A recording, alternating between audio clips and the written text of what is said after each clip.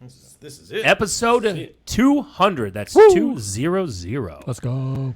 Today, we're not going to celebrate episode 200 because we've got some bad news. It's about the $138 million lawsuit settlement and what's going to happen to buyer's agents. Yes, we're talking to you, buyer's agent. We're going to get started right now. Who, me?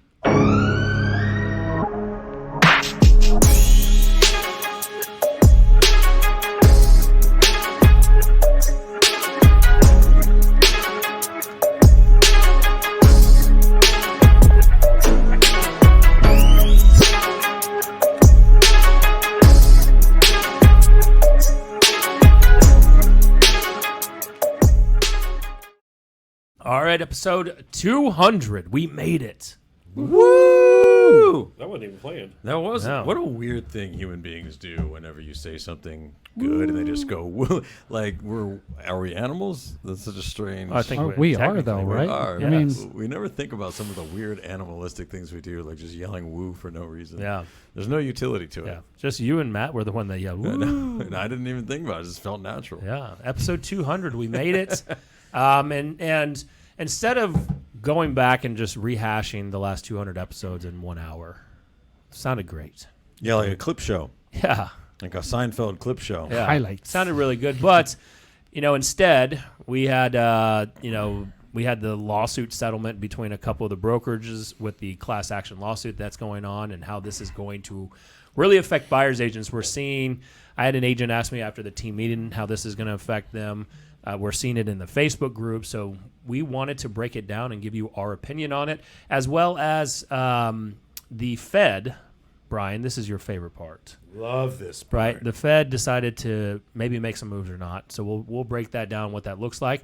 But look, today's show, All of them. all the shows have been sponsored by Mortgage Mike of Texas. No, it's mmgloans.com. He changed it. mmgloans.com. Those were the other shows. Yes. I was going back. Mortgage Mike of Texas.com was the other shows. Revisit. Yeah. This one previous. here is MMG Loans. It's the Mortgage Mike Group Loans.com. So MMG Loans. If you need that Mortgage Mike stamp of approval, he's got you covered. I was at Mortgage Mike's house all day Saturday watching football, and I forgot to ask him about that domain thing. Yeah. Which one? Just why he changed it. It keeps Just me up like at to, night. I it's just just to forgot. keep you on your toes. Just throwing juke moves. Keep it Yeah. fresh. He wants to see who's really following him. Yeah, Yeah. 100%. You know, the lovers got him. The haters don't because they're still going to Mortgage Mike of Texas. So, I think it's still forwards, though, so. It may. I don't even know. So, and then go get your home warranty. Get that hard shell protection with Armadillo. Go to armadillo.one/Tore, Tore, and connect with Theron Smith. He will hook you up and get you covered. He'll personally put an umbrella over your house. When it's storming, he'll protect you because that's what Theron does with that big, beautiful beard. If there's a flood, he'll come save you in his bus. Is it a floating bus? It is now. I think. Is it one of those duck The vehicles? duck bus. They got one of those. They got one of those up in Broken Bow, man. Yeah. That is- Do they? That is a weird feeling to be on the ground and have somebody just drive a bus into the lake with a bunch of kids on it. And You you're just remember like, that this is duck a great bus idea. that was in the storm and I don't think it did too well. It didn't go well at all. No, That was, no, Missouri. I don't think Yeah. they're designed for 3-inch waves. No, right? 3-inch. Like pretty calm situation. that was in Missouri. That's right. Wait, this is a news story? Yeah, I it was, mean, like it was in 4 Branson. years ago, 3 or 4 years No, ago. a duck bus. Did they die? Yeah, Oh. Yes. almost everybody. Yeah. Not good. Well, this is a great show. Yeah. Tyler. Go to Dana Wynn Homeward at DSW. You know, Yeah. If you're wanting, you know who isn't a crashing duck bus? yeah, if you're wanting that best DFW, the Dallas Fort Worth Property Manager of the Year of every year, go to Dana Wynn, just homewarddfw.com. And then Tore Studios, Tore Studios.com. You want to make some content like this and you want to talk about the duck buses. Duck buses. Yeah. Let's dive in, boys. This is a big one. A lot of money changing hands. Like Nick says, money changes hands when problems are solved. I And don't know I if think the- we solved a big one. I don't think so. I think this is, I think this lawsuit is ridiculous. I'll go on record of saying that. But this is a settlement of, so two brokers has already settled the class action lawsuit, the antitrust cases that basically is saying that NAR and the brokerages to list a seller's property, they required that a buyer's agent commission to be charged, which the Sherman antitrust anti-tank law lawsuit is saying how this is elevating the seller's cost, inflating seller's cost to sell their property. Yeah, there's I don't want to get into like steel manning or straw manning or steel manning an argument, but what was do you know, Jesse, we looked at what they settled for. Do you know what the original, like what they were going after? I don't know. Yeah, I just want to see how close they got in like what they were actually going after. Yeah, I don't know. I've never seen a number. It was more because this was settled before pretrial. Mm-hmm. Correct. So pretrial settlement, and last year the franchisor Anywhere, formerly known as what did they used to be known as? The Coldwell Banker people and all the rest of them. I'll be honest. That was my first time hearing about it. I live in an echo chamber thing. I don't know who Anywhere is. Anywhere's Anywhere. Where is Anywhere? You only know Keller Williams. You bleed the red and white. Oh, it's Rheology. Yeah, it used to be. That's what it was, Rheology. So, okay. Yeah, so they changed their name June to Anywhere. Of last year. Yeah, okay, I know Rheology. So they were the first parent company of all these brokerages to publicly call out NAR to make this fee or this requirement optional. Anywhere was? Yes. And they were still getting sued? Well, they were already in the class action lawsuit. Yeah. It came in 2019. Gotcha. That's right. So they were the first ones in 2022 to really come out and be vocal about how NAR should kind of change this participation rule, is what it's called. Right. Which is saying if you're going to put it on the MLS, that a listing agent must offer a buyer's agent compensation. Gotcha. Okay. And so this is what they're saying is driving up the seller fees. Now, gotcha. What we're seeing in Facebook groups, and Matt, chime in on this because you definitely see these in Facebook groups. Yeah. I had an agent ask me yesterday after our sales meeting, how will this affect the industry? I think there's going to be a bunch of crazy stuff, right? Like, one, I think everybody's going to be scared for a minute. And just like I kind of was looking at it like this is something else attacking the industry. And then I started, as I going through, and started seeing people's rational comments, skipping through like the idiocies. It did seem like there was... I'm confused how this is ultimately going to really affect people, right? Like, as the listing agent, if you go into a living room and say, I would like the standard commission rate of our area, and also I'm keeping all of that. Like, so just know, what is that standard commission? Yeah, right. Whatever that is for your area, right? Like, and I'm keeping all of that. It seems to me that, because this is what I asked you. Right now, we currently have steering laws. Right? You cannot steer a client anywhere because of commission, right? Okay? As soon as you now eliminate that commission from the buy side, and the buyer is the one who is making decision on their investment, because now they're having to invest whatever that commission percentage that you agree upon into it, they are now making so me as the agent, if there's 15 houses and I say, hey, look, 5 of these are offering no buyer agent commission, it's going to be X% more expensive to you, and the buyer says, to hell with those 5, let's go look at the other ones, you now have just cost your client potential opportunity by either taking half of that standard commission and keeping it, or charging them the full boat and keeping it, whatever. Like, I just see so many holes in this that don't make any sense. So, Brian, have you thought about... when you brought up steering, that's something that never crossed my mind, just because, look, we've seen, even in the REO, the foreclosure days, they didn't pay what we would normally see the kind of going rate, or the normal rate would be in our area. It always was less. And I just accepted it, right? Could I have asked my buyer to make up that difference? Sure. That sounds great in theory. I don't do that. I don't do that either. Yeah. And so it's just the cost of doing business. I do know that there are other agents out there that if it doesn't show a certain percentage, I still know these people, they steer. They do. And look, here's the thing about steering. It's one of those things that it's so impossible to prove, right? Like, how are you going to prove a I just threw away some MLS sheet and told my client that they couldn't show it today. They had showings blocked all day. My client's not going to question that. They're not going to, like, it's so simple to do that I know agents absolutely do it. This, though, I think de-incentivizes or takes away the steering part, right? Because in my mind, this is now the buyer's decision on how they want to invest their money. And I'm going to explain to my buyers that certain homes are going to offer compensation, other ones aren't. to have a great professional real. If you want to go unrepresented, have at it, right? They've always had that option though, right? Correct. And you don't have to pay anybody; you just represent yourself. Yep. But if you want a great, because this was another thing that you and I talked about today that I want to get into. I think there's this industry-wide hilarity where we just shit on buyer's agents, like because we think they don't bring any value. I think a good buyer's agent is absolutely as valuable as a good listing agent, and a bad listing agent is just as poor for their client as a bad buyer's agent. You can walk your buyer into so many booby traps by a lack of skill on the buy side of the transaction or just commission check chasing, right? Like in a terrible way. I think there's a different skill set to be a listing agent than a buyer's agent. But I do not think the listing agent is any more valuable in the transaction than the buyer's agent at all. I think every one of those points is true. And I think that, to dive into all of them individually, I think to say first off is all things are temporary in the sense that whatever the new normal is will eventually become correct. Normal. We'll find our groove. All the things we're talking about right now with steering and different commission rates and things like that, like they're all temporary because we're trying to figure out what the new normal is. It won't just be an infinite chaos forever. We'll figure out what the new normal is. And what I believe the new normal will eventually be, at first you'll see, I think, an element of almost, like I think what Matt was alluding to is like self-steering on the part of the buyers, right? Like the listing agents will be incentivized to start having listing agents having strong conversations, the ones that can have strong conversations with their sellers. Hey, you still need to offer X amount. That was probably the standard rate for a long time to a buyer's agent. Otherwise, the buyers might have to talk with their buyer's agents and make up that difference. Like it's in this market especially, right, where you used to see, and you still do, right, buyer's agent bonus, things like that. What you'll really just see is people offering standard commission.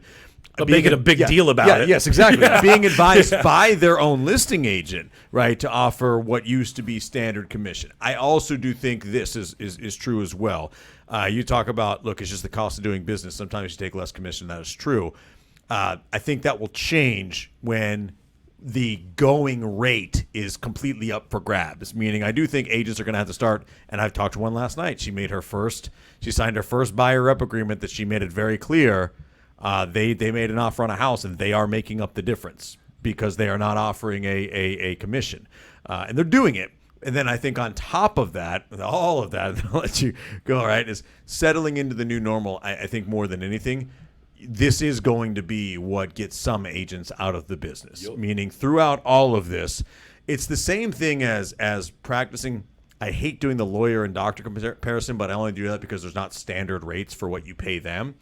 You're going to see a lot of the self-represented buyer, but comparing this just like the commercial space, and you and I know this very well, your ability to close in the commercial space is almost as good as your offer price. And I think when you start to see a lot of self-represented buyers that write jank offers and listing agents either laugh at them or they can't close or whatever, you're actually going to start seeing listing agents themselves have strong conversations with their sellers on you need to accept an offer from a buyer who's represented because it's going to close exponentially more often. And that's where I think we find, in the end, fewer agents, but we tend to naturally gravitate back towards about the same commission structure that we already have. First off, I still struggle with that it's inflating the seller's cost. I don't believe that for a second. I struggle this because do you know what else it increases? Market value. Yeah, where is this half of this this standard percentage going to go? Because the current comps are based off a traditional commission structure. It's the same thing that I've always looked at when a for sale by owner goes on the market and they don't want to pay a commission. And I'm like, but you went to an agent to go get market value. Market value has commissions built into the value. Which, by the way, the buyer is financing. So who's actually paying the commission? Correct. Yeah. Let's actually talk about that. They're paying it off over 30 years. Because in my mind, the way I look at this is that the buyer is financing that standard commission rate and giving the seller that equity, and the seller's getting to walk away with no interest rate on that equity. Think about this. Not only are they kind of they are financing that, but they're also paying those mortgage fees. Yes. So we're looking at sellers saying, oh, it's inflated costs on the seller side. The buyer is coming in and paying the mortgage side of fees. And hold on real quick. I'm sorry. And on that, we talk about unrepresented buyers. There's going to be a couple of things. You're going to have some educated, we'll say educated in air quotes. They think they're educated in how this process works. Who's going to want to come in unrepresented, send lower offers in, because that's normally what we see happen anyway. And you're going to have some uneducated buyers come in because they can't afford to pay the fee to have good representation. Sure. Right? How are they going to build it in? Are they going to build into the loan? But now are we going to have to redo our appraisals to actually factor that in? And then where's the gap in people's? That would almost be like moving into a neighborhood because that's a great elementary school, and then you get rezoned to another elementary school. Yes. Like there's like value being. There's going to be a pause in this where like values have to compensate for that percentage somewhere. Is there going to be? I see future lawsuits happening on the buy side. They're coming in unrepresented. It's unfair. They're already coming out. They're coming out down payment. They're having to pay the mortgage stuff. They're having to pay XYZ. All of this money is coming out of that's cash out of their own pockets. Plus now they have to go pay for representation. And then they find out, well, I couldn't afford that because I had to do all this. Yeah. To get a better rate or get a better deal, better terms. Are they going to come back and sue? And say, like, do they have a little bit of a leg to stand on because of how the industry has changed? Well, I can maybe see that argument in the sense that, like, if I have an asset that I have a ton of equity in and I'm selling it, right, I can inherently afford the representation. Is a buyer going to go and say, I couldn't afford the same level of representation because, I'm financing the house or what, you know what I mean? Like, right, like you could have deals that go sideways and it affects both parties, right? But the buyer is like, well, I couldn't afford representation because we didn't set it up that way, right? Or does this now have listing agents getting into sticky situations where it almost becomes like dual representations, and now it's almost crossing the line because the agent wants to get the deal done. Yeah. And then you kind of slip up because this would be new territory. You will slip up. Yeah. When you're doing intermediary or dual agency or whatever, I don't know what you would. I don't want to say the wrong word, but you know what I'm talking about. When you're representing both sides, dual agency. Most of the brokerages try to encourage that, right? Get them to sign the disclosure, blah blah blah blah. I have always been very leery of it. One, I just don't see how you could do it ethically at all, right? And even if you're like, oh, we'll just hand it off to another agent. Okay. Agent, wink, wink, make sure my deal doesn't blow up. You're still doing the same bullshit, right? Like it's the same thing. It's the most workaround if I put a tinfoil hat on, is this part of a larger thing though that is ultimately designed to push more and more Americans into renters so large corporations can buy up more houses? Ooh. Because I bet you if you added 3% to most buyers, like what they have to pay up front, you would eliminate 25-30% of home buyers from the market just by adding 3% to their side of the ledger. There are a lot of buyers there are a lot of people who are more than that bumping their ass on the runway. I think they should go down the rabbit hole, and listeners on this, go and see who originally brought the lawsuits. See when BlackRock and Vanguard are mixed up in there anywhere. Are they somehow funded on that side and really getting into that point of you could be right, because again, it's just this lawsuit makes no sense, and I can't believe Joe Seller and his buddies got together and got wound up enough about this to get them to settle for $138 million already, and that's just two of the main brokerages. Well, it's not helpful. Right? It doesn't make any sense. It is the opposite. That's why I was poking fun before of like money changes hands when problems are solved. No problem has been solved here, right? It doesn't make any sense. It doesn't help anybody. It certainly doesn't help the consumer. At best, you could say that it saves the perfectly informed and self-sufficient consumer a little bit of money, and even that is a stretch. It only helps this round of sellers, by the way, too. Yes. All of the sellers who filed this lawsuit, I assume, are going to purchase other property in their life unless they are all on their final home. So you're going to be on the other side. You're going to be on the other side of this problem next time you buy a house. It's not like you're going to be the seller side forever in most cases. This essentially ended up becoming a zero-sum game. It's nonsense. Here's the question I would ask you, though, right? Yeah. We talked about this before. Let's just say in a perfect, like in the other world, it did affect home values, right? You're saying it doesn't. I say, let's just say it did. Also, so what? How is that different than any other product on Earth? Meaning, why do TVs cost what they do? Well, if you bought one at the factory in China, right, you're not taking into account transportation, logisticals, all that type of stuff. Why does food in Hawaii cost more than on the mainland? There is a labor and cost and transportation attached with that, right?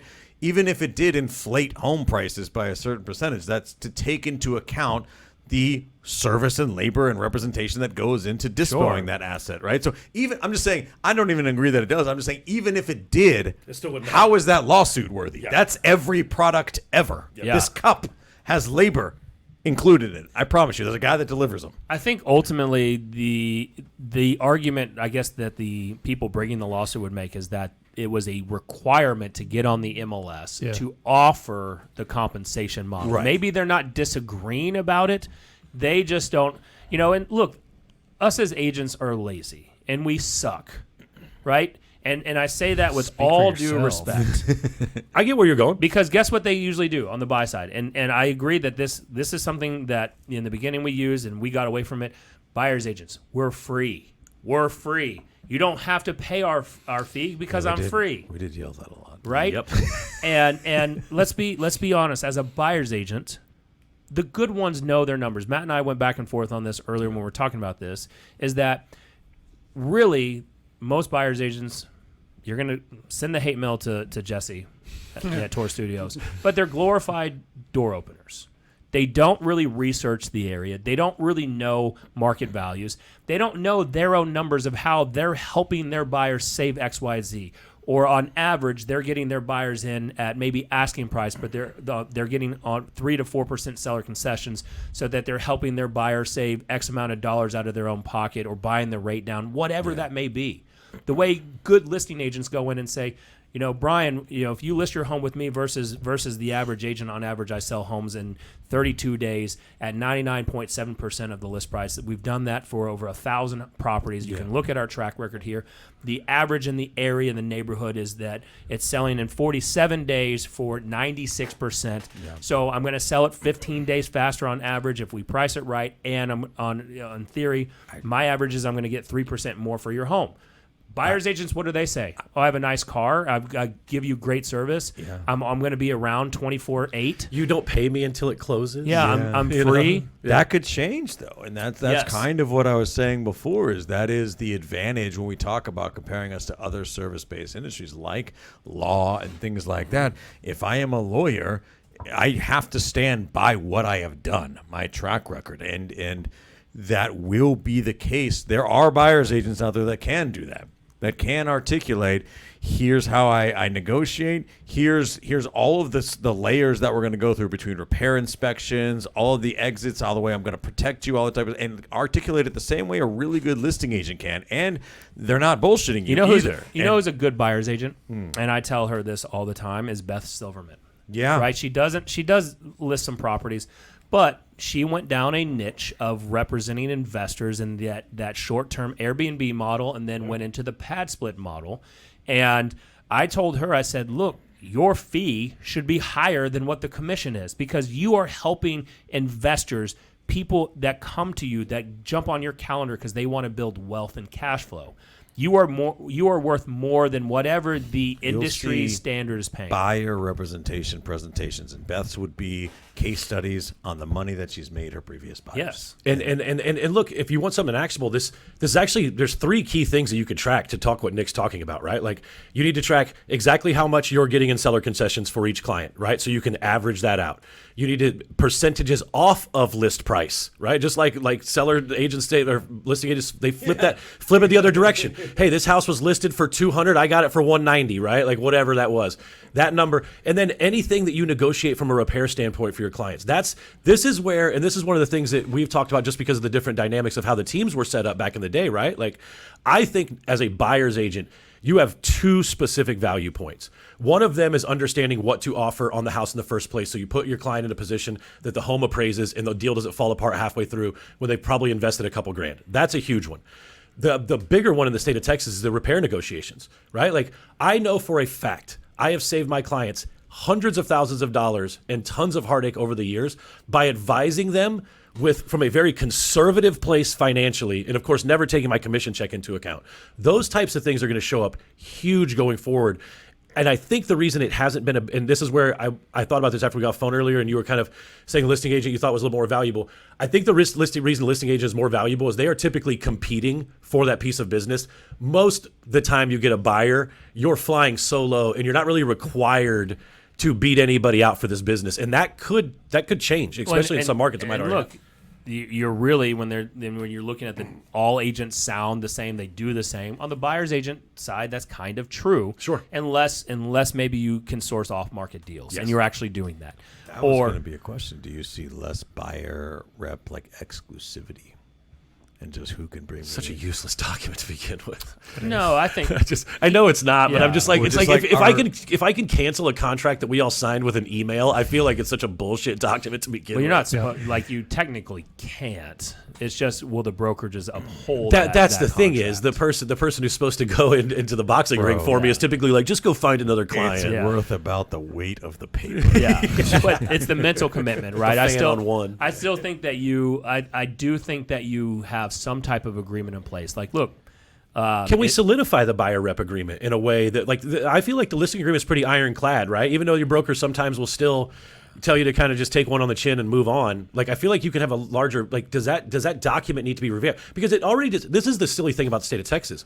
Our buyer rep agreement already or our listing agreement already discloses how the money's being divided up, right? Like, you have to tell them if you're whatever commission you're giving the other side. Sure, and it's very clearly this disclosed. is to me that I've never understood, because I've always looked at it this way. Whatever fee I charge, I told you. right? Whatever fee I charge I'm going to then take a portion of that fee that I'm charging to you, Mr. and Mrs. Seller, and I'm going to offer a co-op agent to bring their buyer through the door. So I'm not saying I'm required, like maybe in my ICA, and maybe I haven't read the MLS stuff, but I've always done my own thing. I've always suggested to offer some type of compensation. You do disclose to the seller exactly how much that's going to be, though. 100%. Right? It's right. So I think that seems like that covers everybody. Yeah, like with the idea that listing agreements aren't changing, is this $138 million ado about nothing? Because haven't the listing agents been the ones making that decision all along? Yeah. That's how I think felt. what's going to happen As is long as it was more than zero. I think some wise asses are going to go into living rooms and get fat commissions and not really talk about this, and then let their buyers figure it out if they have the right product. And look, this isn't going to work for everybody. It's not going to work all the time. I do think some people are going to be able to game the system and get some massive commission checks off of this, right? Sure. And the homes will still get sold, and maybe no one was the wiser. But isn't it also brokerages are the one that you, as an agent, as a licensed salesperson, at least in Texas, and I believe it works in other states this way, the brokerages can set what their minimum fee would be that the agent You're a representing broker the broker. associate, so they could make that decision. I mean, look, you keep looking at my listings. I'm going to continue to offer reasonable compensation on my listings. It is that should be your marketing slogan. I will offer reasonable. I will offer reasonable compensation, right? It's just so hard to skirt these numbers, like without saying them, so you don't get in trouble. hard. Everybody knows what the fuck we're so saying. It's so ridiculous. But like, but I do think this becomes.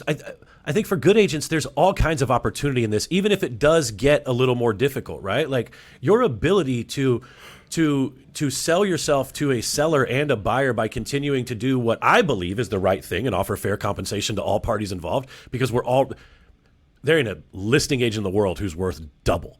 Not a one. Nope. I am. Not a one. I'm pretty good. Not a one. Not one of you are. I don't care what you say. Have you seen I don't how care good what I your am? mom told you. I don't care what shitty market you work that's got you believing you're the greatest real estate agent ever. I'm real good. I'm looking at a lot of you, right? Like you're not. Stop staring at me. I know, man. right? You're just nobody's worth double what the standard commission is. So I think there's going to be a lot of hay to be made and a lot of goodwill that goes forward in the form of referrals, because this goes back to why I don't like my buyers having to pay me money, right?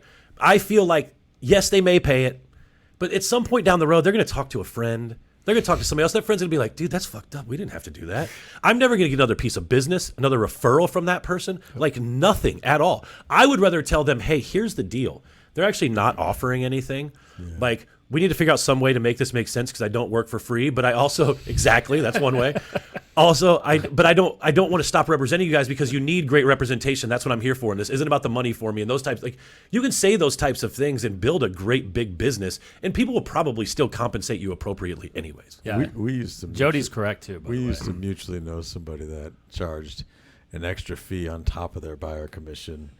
And he used to teach people how to do it. And we asked you asked her, they point blank one time, like, what sets you apart? It's like, I'm just worth it or whatever. And like, I don't think that guy sells real estate. No, he's not in business anymore. I know exactly. He's in business anymore. He charged too many fees and he feed himself out of business. Well, and that's what happens, right? Like, and if you just want a piece of advice from three dudes and one on the other side who's been doing this for half a decade, all of us a decade plus now, like, dude, just grabbing at every dollar that hangs in front of your face is going to be the fastest way out of this business. Yeah. Like, that's why even when I was broke and I was only closing 7 deals a year, which means I wasn't getting a check every month, right? I was still representing my clients in a way that was ethical top to bottom, writing checks for mistakes I made. And that absolutely I think has been the sole reason why my hand has stayed green in this business. And even when I haven't been doing the right activities, shit has still found its way to me because I've done the right thing up front. Someone made mention on here. Sorry, I'm yawning. Did you have a rough That's night? fine. This show's boring, apparently. Yeah. Someone made mention on here, and Jesse, you got it in the way I can't see it, about how this is going to affect, it's really going to affect VA buyers. Ashley, I think that was Ashley's comment. Or that was somebody else. Facebook user. Facebook user. Silhouette. And I agree, but I also, this is going to affect the minority buyers in a much greater. I think it's going to be a massive problem. I think it's but there's a huge group percentage of buyers who are going to be affected by this. 100%. And I think we saw it also during COVID. A lot of, just certain income, segments could not buy during COVID. Well, with interest rates being where they're at now and home prices going up, and then you tack 3% onto a transaction. What? There's just a lot of people, or whatever it is. Like, look, I mean, just is any real estate agent out there working with as many buyers as they usually do during the springtime year? I think across the board we would all say no. All the lenders would say. We know a lot of lenders who have had their business on autopilot who are now back in their business, right? Like everybody's feeling this on the buy side a little bit, and this seems like just obviously it's shit timing. And I know that has nothing to do with anything, but it just seems like, from an American economy standpoint, this isn't a great time to be trying to roll something like this out. I do believe, there's going to be people that market this in a way to say my fee is X. Yeah. Right? And it's going to be a much lower fee.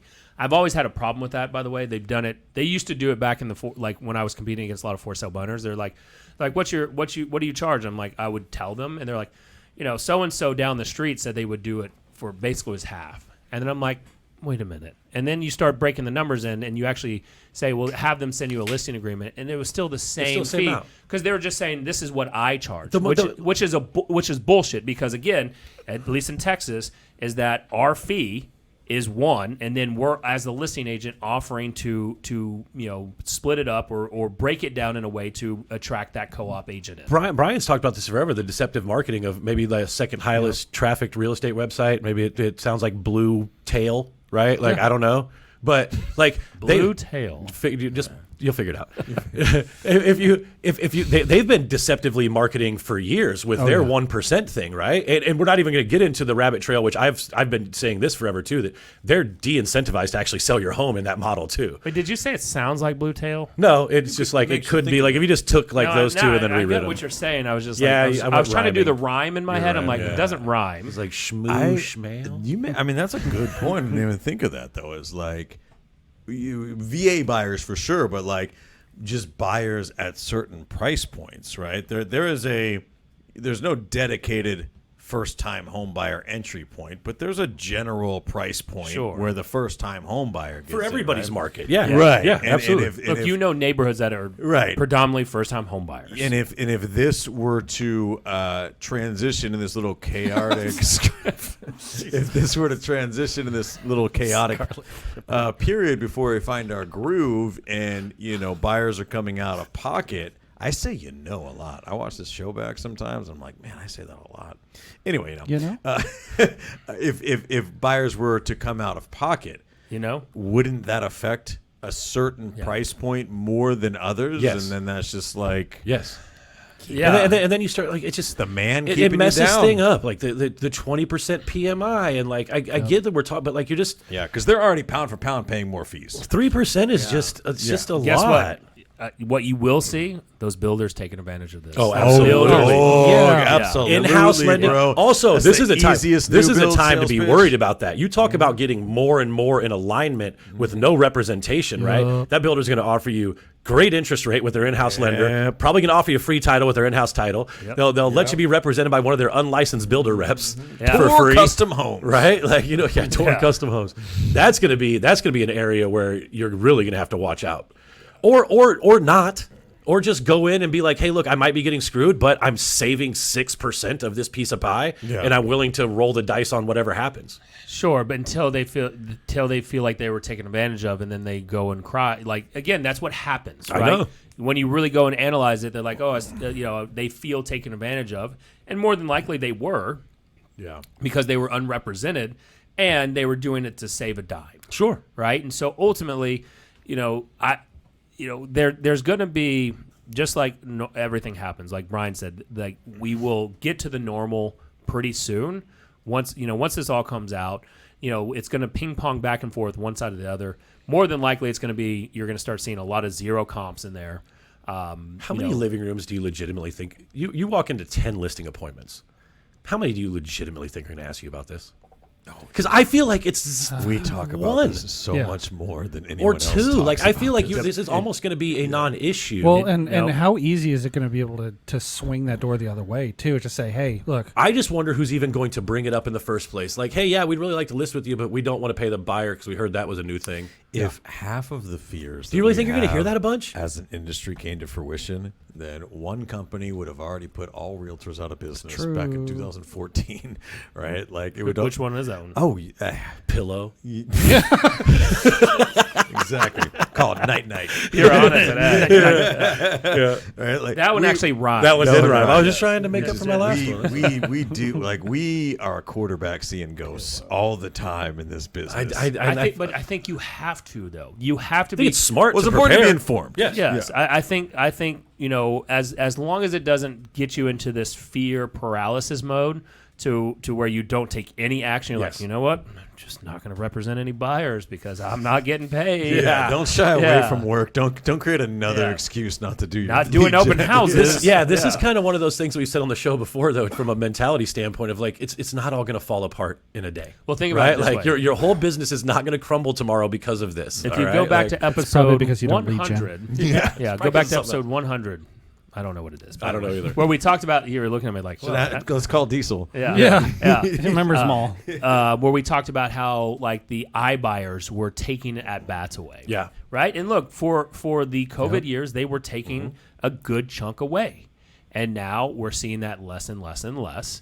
People are starting to smarten up to it, and so there will be disruption in that only because you're gonna have brokers that advertise it 100%. Yeah, absolutely. Right, because that's their door. That's the only way. We haven't seen any niche bullshit in like 18 months, so this will be fun. Yeah, yeah. I mean, that's the only value that they have is just really hard. Really attacking what the current situation. It's the apocalypse du jour that we always talk about. Yes. And I think about this a lot. It's like even what you just said right there, like the iBuyers, and we did talk about that, taking a certain amount of at-bats. I also wonder, looking back, if the iBuyers weren't in the space, how many of those bats would have been at-bats? How many of those people even only sold because they got a really good iBuyer offer because the market was upward Exactly. and they would have never listed with an agent. No. So You know what? Danny has a point. So put that up there, Jesse, please. Not this part particular, but in terms of what we may see is agents representing buyers with an offer. look, Jeff that Goldblum, life finds a way. I don't know what that is. Jurassic Park reference. Okay. I have seen that, by the way. Sure. Where you write the offer, and the offer is only contingent based on the seller willing to pay the buyer's commission. Right. Oh no, I think what he's saying is I know what he's saying. Yeah. I know what he's Right. saying Yeah, is yeah, the yeah. 50% referral fee. Right. I believe how I would do it Right. is saying That's- this offer is good, but it's only good if you're willing to pay me my X% in commission. Yeah. we see shades of that in the commercial space Yes. for sure. Bro, Commercial I've space seen the does way Trex put together some of these documents, in the long run, and if other kind of state licensing paperwork people are like this, there's going to be a whole lot of gray area for a while on this too, on how you can maneuver through the language of this. It's going to be like Rugnet Odor's contract with the Rangers, where all of a sudden he just threw in 2 horses. It's like, all right, that's fine for now. Can we just get rid of clear cooperation? Bro, every time you guys come in, or Brandy comes in to do like a contracts class, or every time it updates, even the lawyers who explain the changes to us are giving us kind of a hint that the people who write these things are clearly on acid when they do it. None of it makes any sense. Doesn't, dude. What was the one in the most updated contract around? I don't remember. Oh my gosh, it's around HOA stuff. It's the bottom of the HOA addendum. Right, it totally contradicts the top. Everything else, and they've never done anything about it. It's like the where you put in the fee. The appraisal waiver form is nonsense. Yes. Yeah. It's just like, I mean, so I think, look, ultimately, what this hopefully should do is with the right agent, they're going to skill up. They're going to be able to show their value on the buy side. We'll definitely see listings that show 0 comp, and they're just going to sit on the market. Right? That is what will happen, right? Yeah. Because from my standpoint, and again, I'll call Trek and get some clarification on this, so I don't. Call So him nobody, right now. nobody take this advice from me. But like, it just seems to me like this eliminates commission steering. There's lots of other ways to steer people. I understand Right. that. This eliminates commission steering, though. It is now the buyer's decision. I am almost, as a proper fiduciary for you, forced to disclose this to you. Like, that's the way I see it. Yeah. I am required to disclose this to you because this, I mean, we all can do the math on the percentages. It's a significant chunk of change, right? And so, like, I don't see how that wouldn't come up. And therefore, now as a listing agent, you're doing your seller a disservice, which, by the way, you want to pick up some expired listings. Yeah. Every time you see a 0 comp on an expired, you just hammer that into the ground and go take that listing. Like black and white cell phone pictures. That's what I'm saying. Is like this is. I mean, there's a lot of ways to get business from the agents who think they're just so slick. They're going to game the system, and I just don't foresee this being a thing. Is this just a free market fuck around and find out moment? I think it's what it is. All it I'm not going is. to be advising my clients to do this. I can tell you that right there. The interesting Proper part, fiduciary. have we seen NAR have a statement on this? No, they got other shit to worry about right now. It sounds like. Go back to They have all the We're getting things an to worry update about. on anything. Yeah, it doesn't sound like anybody's driving the boat over there currently. So. It does seem like the inmates have started running the Good assignment. gravy. And we didn't even get to the fact that the Fed today was just like, we don't know what's going on. Let's pause till 11:01. What did he say? I didn't don't even know. see it. I was just How do they? Yeah, they paused. I was just sitting at Yeah. lunch and then I saw every this. freaking time. And you know what? Here's the thing. I would love to sit down and have a seltzer ranch water with Jerome Powell, but I don't know what he does to rub people the wrong way. But every fucking time that guy opens his mouth, billions of dollars in asset value People gets just hit the wiped off rate. off the face of the earth, man. He just can't help it. Look at this. that. Look at this. Right when he started talking, There it is, right here. it just. when Can he you started talking. imagine being responsible for that much lost money? And it's In not 2 even hours? Look at necessarily this. your fault. I don't even know. Whatever what he he's- was saying right here. For those of you who super don't know, we positive. pulled up the Yeah. Dow. We pulled up the Dow in the background at about this time he started talking, and it didn't go well. I don't know if it's his mannerisms or what, but that guy can't. He can't get us headed north to save his life, dude. He was- Well, I did have a question because you were talking about this before. We're talking about, speaking of late stage capitalism, what was the Roman Empire thing we're talking about? Is this a thing now? This is the So, thing. so Keep it tame because I have no idea what no, we're no. talking about. I think it's tame. So there's there's just a lot of videos going around of wives asking. So the question was, ask your man how often he thinks about the Roman Empire. You'll be shocked. And so these videos start popping up of wives asking their husbands, partners asking each other of like how often they think about it. It's usually men being like, I think about it all the time. And I'm watching this and I'm like, bro, I don't think about the fucking Roman Is it a Empire lot? People at say all. a lot? All the videos that we're seeing, because I think all it's bullshit. I think it is too. So here's what happened is I posted yesterday, just kind of a week late on the trend and needing to get some engagement going on the old Facebook. I posted like a comment type of thing and I was like, I don't know who these dudes are to think about the Roman Empire, but it's certainly not me. Yeah. And then what happened in the comment section was a lot of people were like, I don't know who's doing that either. My husband was confused. And like 4 or 5 people chimed in. They were like, yeah, it's a representation of the current affairs in America and how we're dwindling as a power. And they were distracting us with games and bread and free things. And it's like, everybody's taking this whole like, So I don't know if like really this deep. is China starting some TikTok shit with us, or there's just a whole bunch of people who are looking for the scary thing around every corner who turned a TikTok trend into some way to like rip on politics. I thought Wouldn't it be an insane meta thing if people on TikTok were talking about this is a representation of America, but actually it was China doing it, which is actually a representation of like where we're at. I'm pretty middle of the road, and I absolutely think that Isn't already that happens. I think crazy? a lot of shit that happens on social media does not People start talking with people. about this is what it's like. They're distracting us with games, and they're actually commenting on a game that they're being distracted with by the Chinese government. Whoa. Yeah, and then we don't even get in the fact that people just get in their own echo chamber and then just re-listen to their own bullshit on repeat. They super do. My echo chamber doesn't have this in it. Why is it? And I can have your opinion on this. Like, why is it always the Roman Empire that we look to as some sort of beacon of whatever it is? Like, they're pretty good. Is it the last like huge empire? Didn't like all the Egyptians and like the Assyrians and all that? That was all before wasn't Rome, right? Even close The to Greeks the came after longest reigning empire. That's what they're talking about. Like that's kind of part of it. Is that like it's like we've only they- been around for a couple hundred years, and we've really America's only had their shit together since the 50s, Yes. right? Financially, Like right? I've said this in the podcast. World War II was our coming out party. Yeah, 100%. That was our 400-yard passing. Yeah. And so like that's what I'm saying is like ridiculous. So the Roman Empire thing I think started as a trend, then it got hijacked into some political commentary like everything does Everything now. else. But I was just genuinely shocked that like this many dudes were like every day, and I'm like, I love Reddit. I don't know. But what are you thinking about it? I don't understand. I don't know either. I don't know. How many dudes know that much about the Roman They Empire? don't. They don't. I know Julius Caesar. Is he real? Is he? Yeah, that's a real guy. Yes. I know that. But Okay. He's real. He's real. And original. the Colosseum. I know Russell Crowe. Yeah. He did the movie Gladiators. First of all, these people were Italian. So let's not even just get all like let's not give them too much credit. Let's talk about actors that might be nice in real life that you absolutely detest. Because Joaquin Phoenix is the top of that list for me because he plays such a great bad guy in that movie that I hate him in real life. Well, it depends. It depends. But if you do know anything about him, it depends on which Joaquin Phoenix. Well, you're that's getting. the other thing, too, He's yeah. constantly method. Yes. Have you ever seen? It's called. Joker. No. Do Joaquin Phoenix? I'm Still Here. Yeah. Joaquin Phoenix documentary. Have you not heard this about Joaquin Well, Phoenix? I know he's a very interesting dude, anyways, just because of Bro. his brother and like he's Oh my definitely dealt with gosh. a lot of trauma. In we his life, can't play too. it on the show because you can't see the screen. I'm Still Here. It's a documentary. It is a joke. It is from 2010. Oh, I've seen him. He couldn't Yes. come out. It's Casey Affleck. He was like on Letterman and was Yes, still that's in the Letterman interview. Yes. He was doing it on purpose.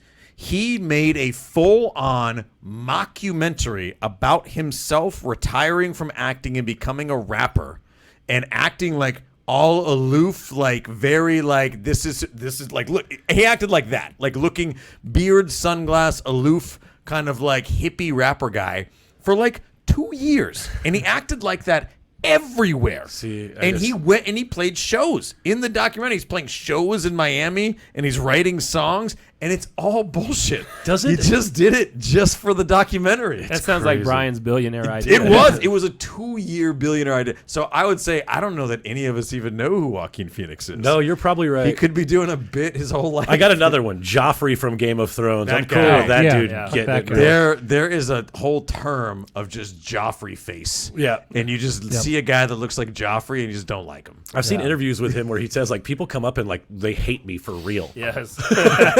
I'm like, probably like the nicest That's guy. kind of sad, but I think you deserve it for what you did to the Stark family. I mean, for all the Harry Potter people, I guess that would be Draco Malfoy too. So Yeah, it's yeah, the that's same it, thing. Yeah. Do you remember the scene? Have you ever seen Get Him to the Greek with Yeah. like, Oh, dude, I and love he that. runs into that guy in the club and Yep. he's giving him shit and he's like, "Would you just leave it, dude?" Yeah. Like he's like giving him shit for being Malfoy. I love it. I bet that happens all the time. Oh, boys. That was good. 200.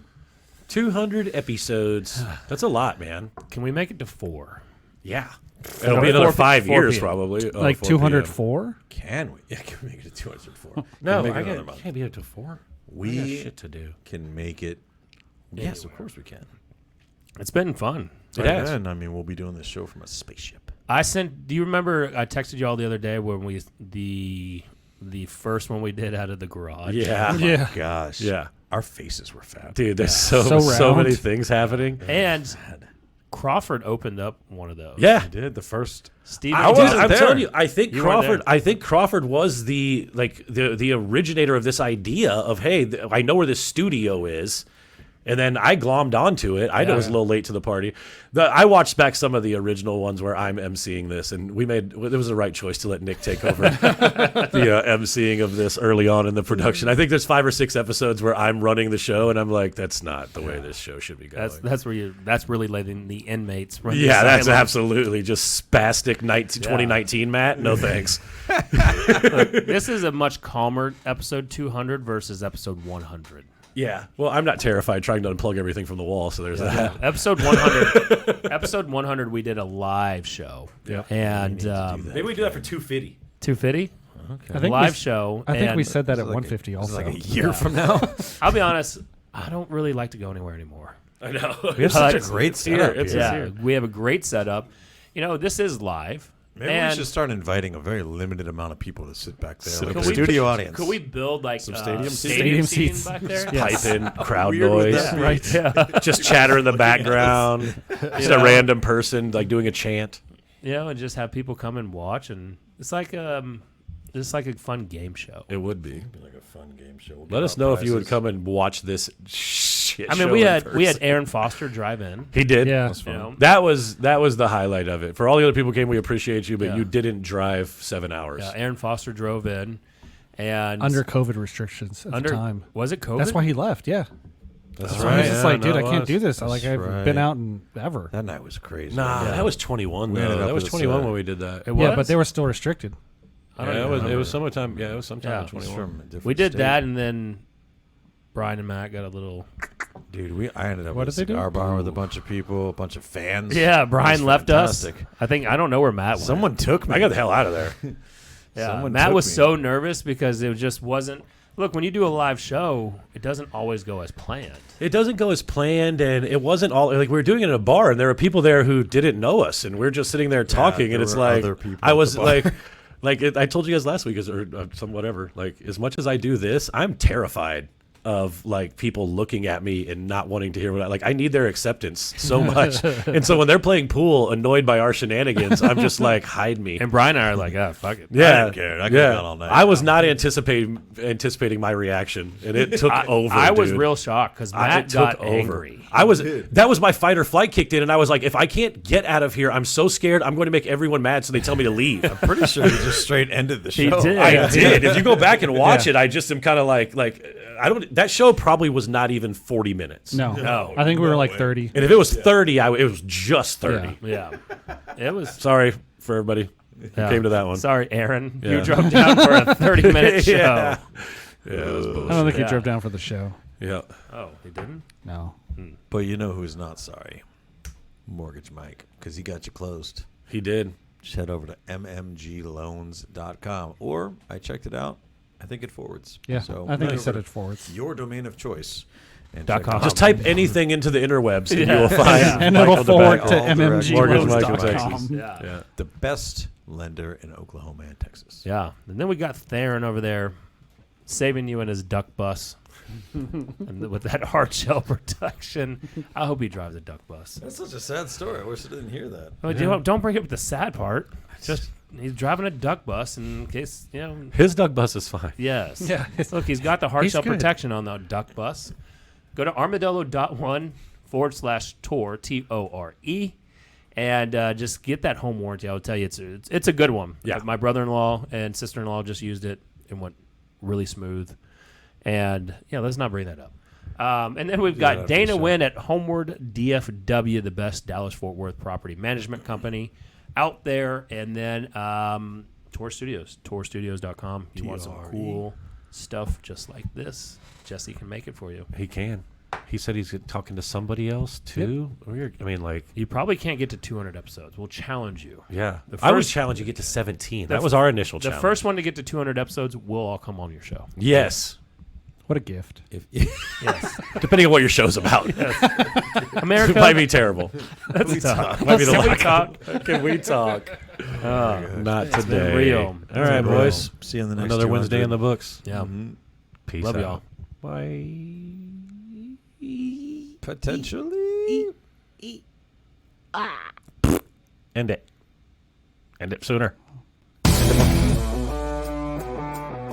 Thanks for watching the show today. Make sure if you're watching this on Facebook, you head over to our group, the only real estate group we're being a part of, so you can watch the extended conversation. If you're watching this on YouTube, make sure to like, subscribe, and hit that notification bell. And if you listen on the Apple Podcast, leave us a review. We'd really like it. So just do it. Do it. Do that over there. Go to this one. Then go to that one. Thanks.